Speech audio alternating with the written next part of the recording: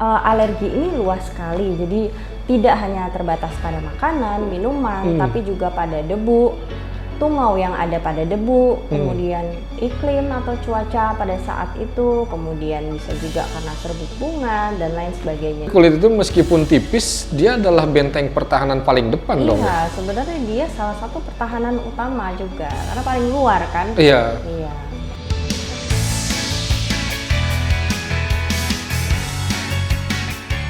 Halo, assalamualaikum warahmatullahi wabarakatuh. Selamat datang kembali teman-teman inspiratif di podcast Inspiratif Daun Hijau bersama saya Ginanjar, host Inspiratif Daun Hijau. Hari ini kita kedatangan seorang ibu yang luar biasa, seorang wanita karir yang luar biasa, dokter spesialis kulit dan kelamin yang juga merupakan orang tua siswa di SD dan TK Al-Azhar Syifa Budi Cibubur ya. Kita akan berbicara banyak teman-teman sekalian tentang masalah kesehatan, terutama masalah kulit bagi anak-anak dan remaja dan tentu juga bagi orang dewasa. Oke, kita kenalan dulu dengan Bu Dokter ya. Halo, assalamualaikum Ibu. Waalaikumsalam. Oke, kita kenalan dulu ya teman-teman. Ibu apa kabarnya Bu? Baik Ya, alhamdulillah. Mungkin teman-teman di sini belum mengenal nih siapa sosok wanita inspiratif kita kali ini. Boleh Ibu untuk memperkenalkan diri ke sahabat inspiratif Daun Hijau semuanya. Silahkan Ibu. Ya, baik. Perkenalkan, saya Dr. Syafria Sydney, spesialis dermatovenerologi. Saya adalah dokter spesialis kulit dan kelamin. Oh, dokter spesialis kulit dan kelamin. Kalau sekarang SPDV ya Bu ya? Iya, Spesialis SPDV, spesialis Dermatovenerologi. dermatovenerologi. Oke, kira-kira Agak susah. agak susah ya penyebutannya ya teman-teman karena ini bahasa ilmiah ya, bahasa Latin ya. Iya. Oke. Kita sebelum lebih lanjut kita tanya dulu nih, saat ini Bu bertugas di mana Bu?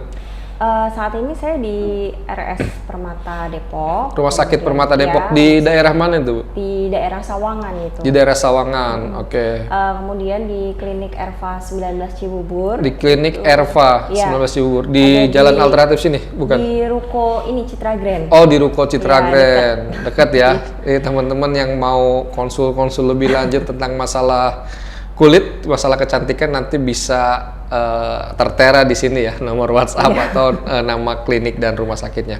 Iya. Oke, baik. Bu Dokter, kita langsung aja nih. Ibu ini kan seorang dokter spesialis atau dikenal juga dengan dermatovenerologis. Bisa diceritakan nggak Bu, bagaimana perjalanan pendidikannya hingga kemudian menjadi dokter spesialis kulit ini Bu? Oh, baik. Jadi saya itu setelah lulus SMA, kemudian mengambil kuliah ya jurusan kedokteran. Kemudian untuk mengenyam pendidikan dokter umum sendiri itu saya lakukan selama 4 tahun, yang kemudian lulus sebagai sarjana kedokteran. Setelah itu saya melanjutkan untuk profesi kedokterannya sendiri selama 2 tahun, kemudian lulus mendapat gelar dokter umum. Beberapa tahun kemudian baru saya melanjutkan lagi mengenyam pendidikan dokter spesialis kulit dan kelamin selama 4 tahun, alhamdulillah, dan lulus sebagai dokter spesialis dermatovenerologi. Wow, luar biasa. Di universitas mana tuh Bu? Saya dokter umum dan juga dokter spesialis di Universitas Diponegoro Semarang semuanya. Di Undip Semarang ya teman-teman. Nah, kita tanya dulu nih buat penonton yang saat ini masih pelajar, kalau mau jadi dokter tuh Bu, kira-kira sulit nggak sih proses pendidikannya? Kan kalau dibaca-baca di Instagram kayaknya penuh tangis kayaknya. Penuh drama, penuh tangis, kuliahnya dari pagi sampai sore, menghabiskan modul, diktat ya itu seperti itu. ada joke-nya ya. Jadi pada saat diterima itu happy, setelah itu sisanya menangis. Iya. Iya, sebenarnya gampang-gampang susah ya Pak, karena memang hafalannya banyak, kemudian kita harus merelakan waktu dan juga tenaga untuk belajar, untuk mendalami apa yang kita sedang pelajari ya, karena ilmunya sangat luas sekali, terutama pada saat mengenyam dokter umum itu ya.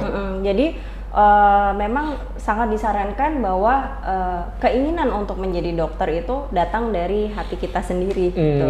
Nah, kalau nggak dari hati kita sendiri, kitanya pun juga menjalaninya juga setengah hati, jadi tidak enak pasti. Tapi kalau sudah dari hati kita sendiri, kita pengen jadi dokter, maka nanti kedepannya juga akan terasa lebih ringan, walaupun sebenarnya Berarti. ringan-ringan amat.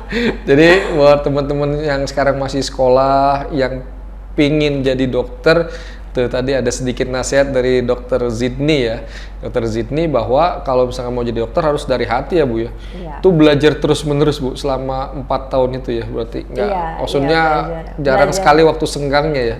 Ada pasti, karena kalau belajar terus-terusan Stres juga juga nanti ya. stres ya.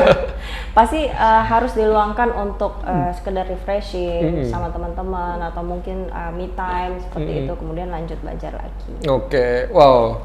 Nah sekarang kita tanya dulu nih teman-teman, buat sahabat pelajar daun hijau di sini, hal terberat ketika menempuh pendidikan dokter itu apa sih Bu?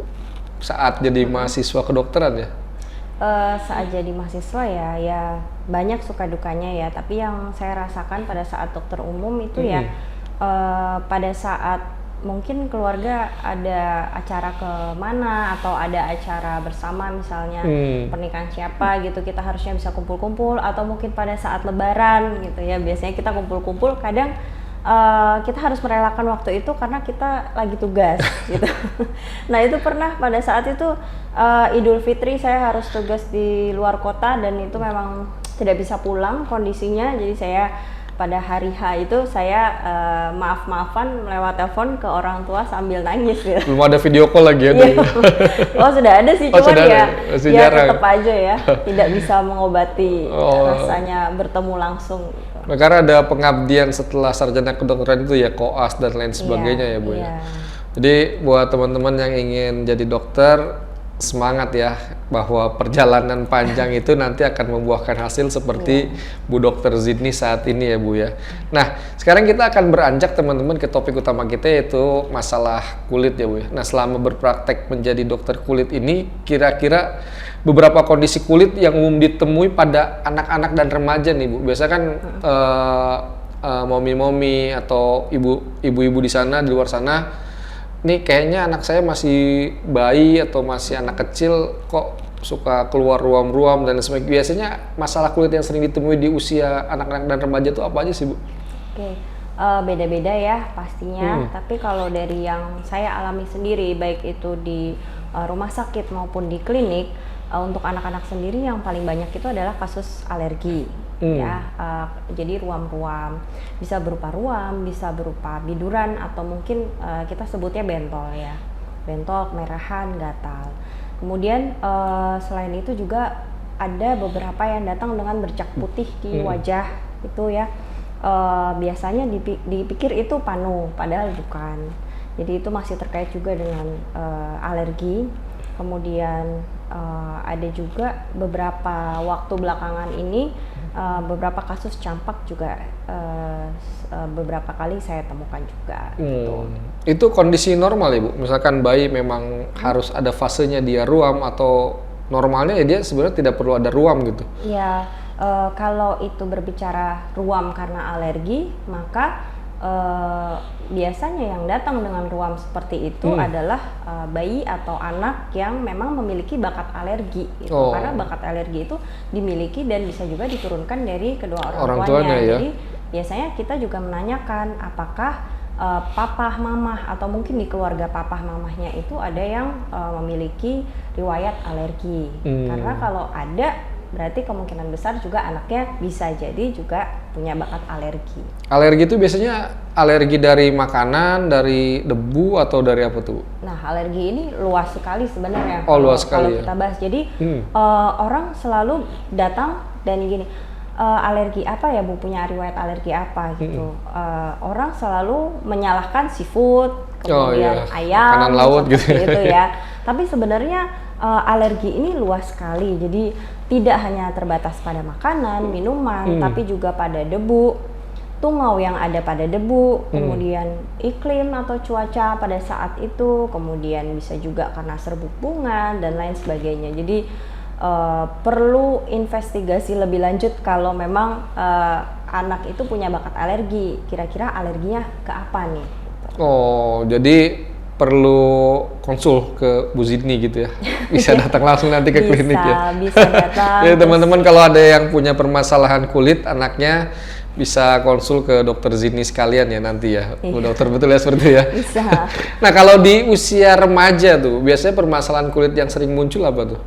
Kalau usia remaja pastinya akne ya, atau jerawat. Jerawat kita ya. sering temukan itu. Kemudian karena biasanya kalau remaja itu aktivitasnya tinggi ya, jadi sering juga keringat berlebih itu diproduksi, sehingga kadang ada bau badan tidak sedap seperti itu dari adanya produksi keringat berlebih. Kemudian selain itu juga jamur biasanya ya, itu paling banyak. Kalau stres itu memicu nggak Bu terhadap kesehatan kulit kita? Iya, tentu ada andilnya untuk stres ya. Contohnya saja kasus yang paling banyak ditemukan di remaja itu akne atau jerawat. Itu juga salah satu pemicunya adalah stresor. Oh. Ya, baik itu stresor psikis atau fisik gitu. Ketika ada stresor tersebut, itu bisa memicu munculnya jerawat. Jerawat ya.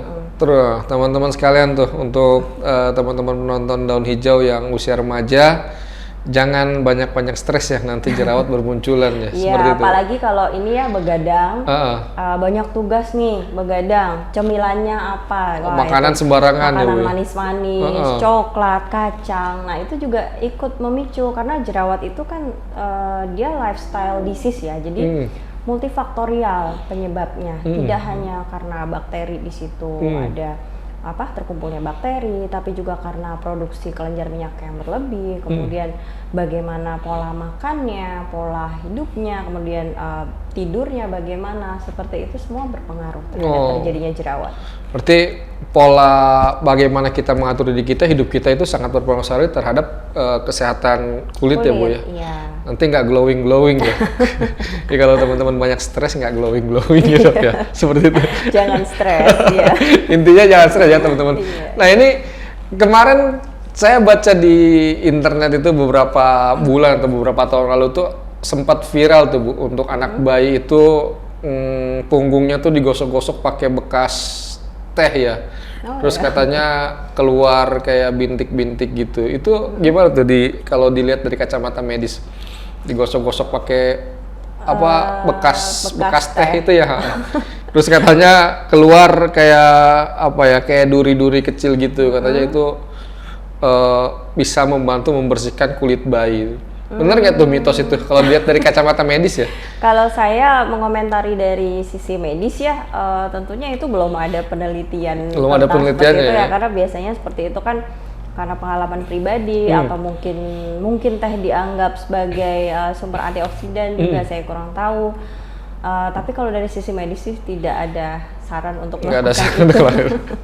Jadi jangan terpengaruh oleh internet ya Bu ya. Daripada diolesi teh bekas cem-ceman teh gitu ya, mending diolesin pelembab aja biar sehat kulitnya. Oh, diolesi pelembab ya. Iya. Nah, kita kembali ke masalah kulit bayi tadi Bu atau anak-anak ya. Kira-kira ada nggak pencegahannya biar penonton di rumah tuh bisa mencegah sejak dini agar permasalahan-permasalahan kulit itu tidak muncul pada bayi atau anak-anak gitu?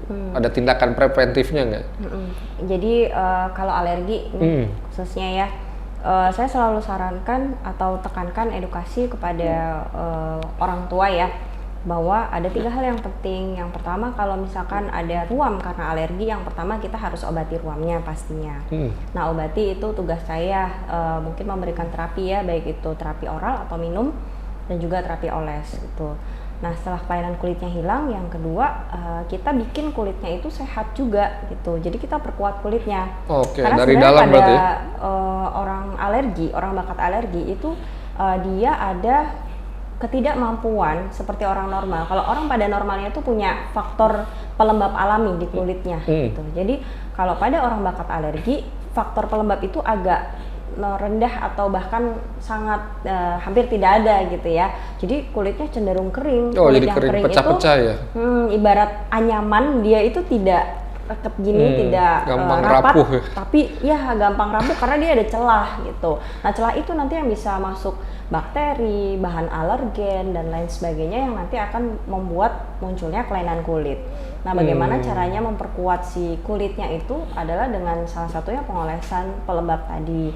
Karena kulit yang terhidrasi dengan baik, dia akan menjadi sawar atau barrier yang kuat terhadap segala macam hal asing atau benda asing yang datang menyerang gitu. Berarti kulit itu meskipun tipis, dia adalah benteng pertahanan paling depan dong ya? Iya, sebenarnya dia salah satu pertahanan utama juga, karena paling luar kan. Iya. Iya.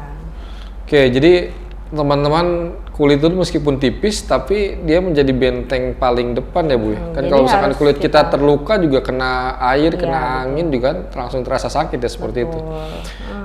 Dan ini ya, saya juga sarankan karena biasanya yang punya bakat alergi itu cenderung kering kulitnya, maka sebisa mungkin hindari penggunaan air panas atau air hangat untuk mandi, karena itu akan semakin membuat air yang ada di permukaan kulit itu akan menguap gitu. Jadi kulitnya akan semakin kering dan semakin lemah atau rapuh gitu ya.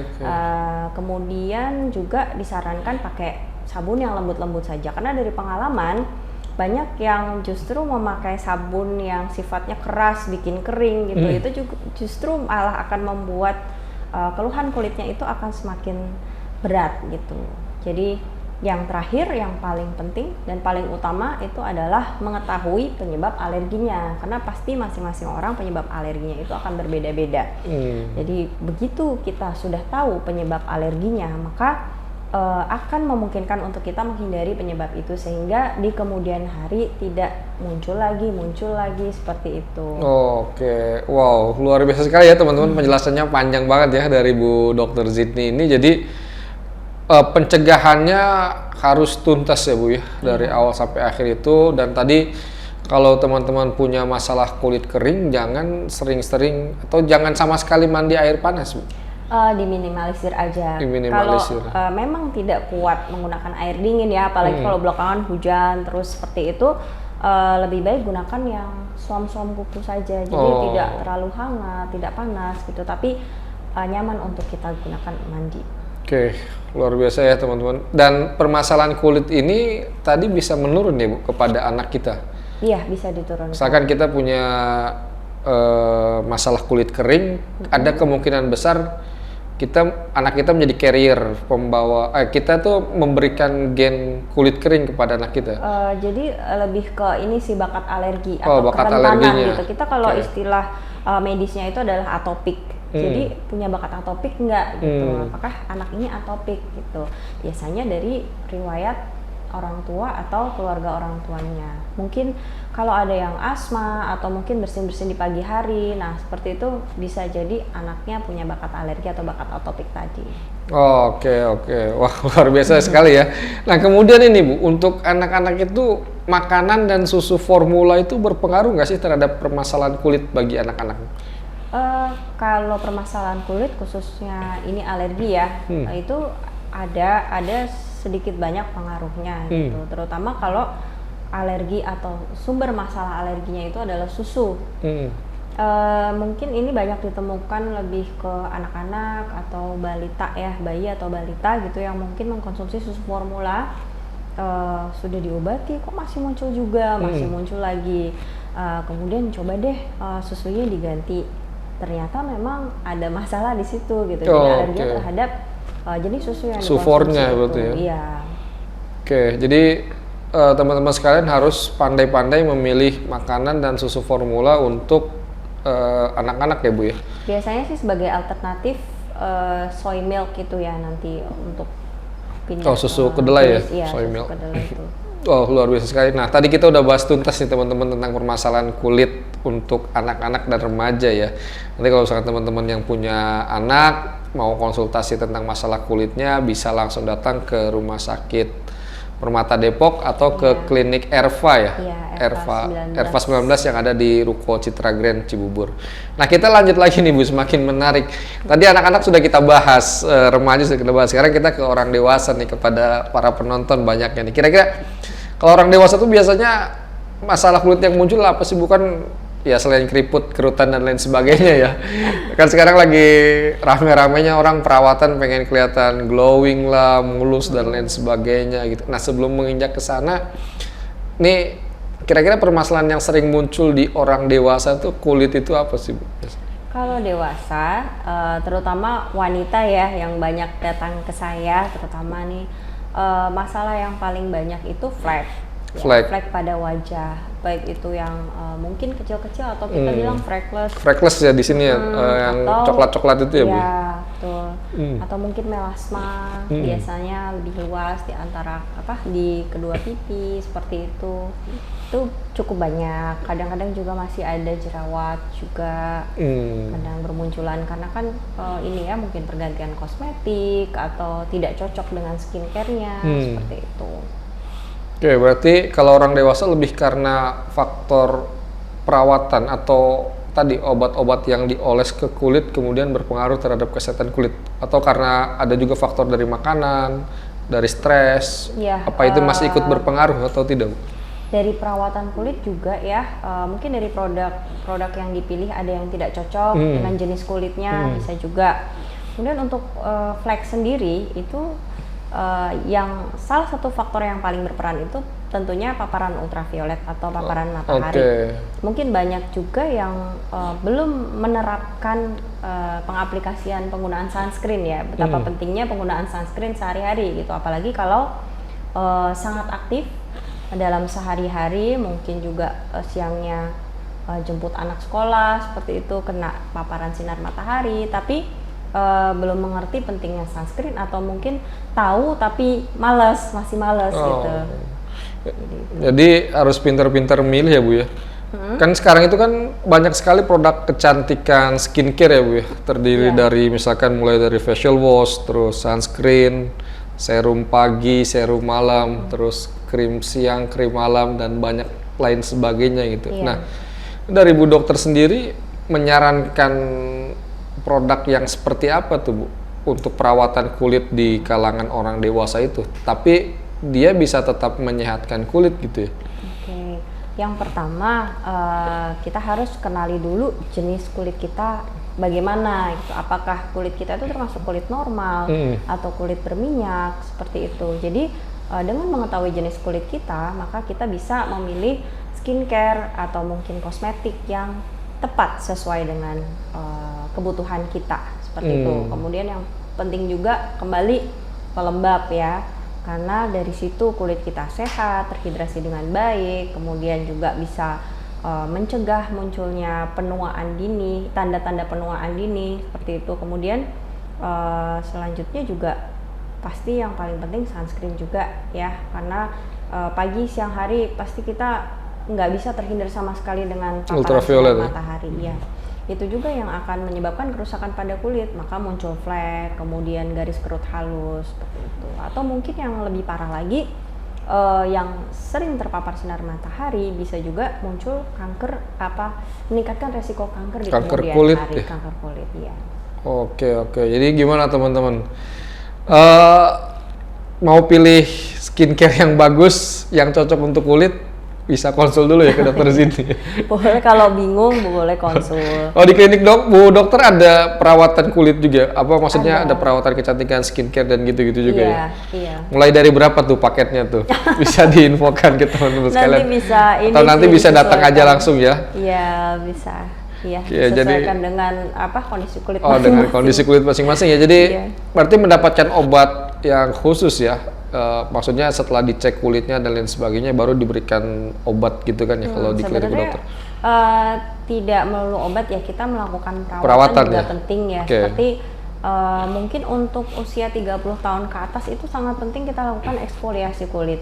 Karena kulit itu kan sebenarnya punya siklus pergantian setiap 2-4 minggu secara alami dia berganti kulit ya. Tapi kan harus kita support juga supaya pergantian kulit itu terjadi secara menyeluruh dan merata, sehingga tidak ada uneven skin tone, jadi kulit yang berbeda, mungkin yang satu belang, yang satunya lagi agak cerah gitu. Kemudian mungkin ada permukaan kulit yang tidak diinginkan seperti itu. Nah, itu eksfoliasi juga membantu meremajakan kulit kita. Nah, mungkin peeling 1 kali sebulan, atau mungkin kalau ibu-ibu semuanya mau pakai skincare yang dijual di pasaran secara bebas, itu bisa yang mengandung AHA, BHA seperti itu, yang bisa digunakan untuk eksfoliasi sendiri di rumah, yang setidaknya 1 minggu tuh 2 kali boleh. Kemudian bisa juga melakukan scrub untuk wajah, tapi facial juga jangan gitu. sering-sering. Kalau facial itu cenderung ini ya, hanya membersihkan, kemudian kita menggunakan masker wajah gitu ya. Tapi kalau saya sarankan sih tetap ada eksfoliasinya. Oh, ada eksfoliasinya ya. Jadi biar warna kulitnya cerah merata ya Bu. Jadi ada regenerasi kulit yang baik. Oke, regenerasi kulit yang baik. Jadi setelah berwudu jangan lupa perawatan kulit juga. Iya, wudhu yang utama tetap. Wudhu yang utama ya tetap teman-teman. Jadi biar kalau wudhu cerahnya cerah alami. Cerah alami, ditambah kelihatannya lagi dirawat. dirawat makin cerah, makin glowing. Nah, ini kemudian Bu, ada nggak tips dari Bu Dokter ini untuk teman-teman semua agar kulitnya sehat dan bersih secara alami gitu? Sehat dan bersih ya. Jadi yang pasti kita lakukan perawatan kulit secara rutin. Cuci muka 2 kali sehari pada saat bangun tidur atau mau aktivitas. Kemudian setelah aktivitas juga, karena pasti setelah aktivitas yang panjang banyak kotoran, keringat yang menempel di wajah, apalagi yang pakai make up itu wajib melakukan double cleansing supaya tidak ada sisa kotoran yang menempel di kulit wajah dan bisa menimbulkan masalah di kemudian harinya. Kemudian setelah menggunakan skincare yang tepat, kita juga harus punya lifestyle yang bagus juga, karena itu akan mendukung dari dalam kesehatan ya? kulit kita. Iya, jangan ada pikiran yang terlalu berlebih, kemudian tidur cukup 7-8 jam, juga konsumsi makanan yang sehat dan bergizi, dan perbanyak kebutuhan cairan kita, cukupi kebutuhan cairan kita. Mencukupi kebutuhan cairan itu sebenarnya cukup dengan minum air putih ya Bu? Iya, air putih. Tidak perlu yang macam-macam kan ya? Iya. Oke, jadi gimana teman-teman? Itu tips-tips dari Bu Dokter agar kulit kita sehat. Yang penting kan sehat dan bersih ya Bu ya? Iya. Kalau glowing dan lainnya itu kan bonusnya kali ya? Iya, itu nanti kalau memang kulitnya sehat akan memancarkan cahaya sendiri secara alami.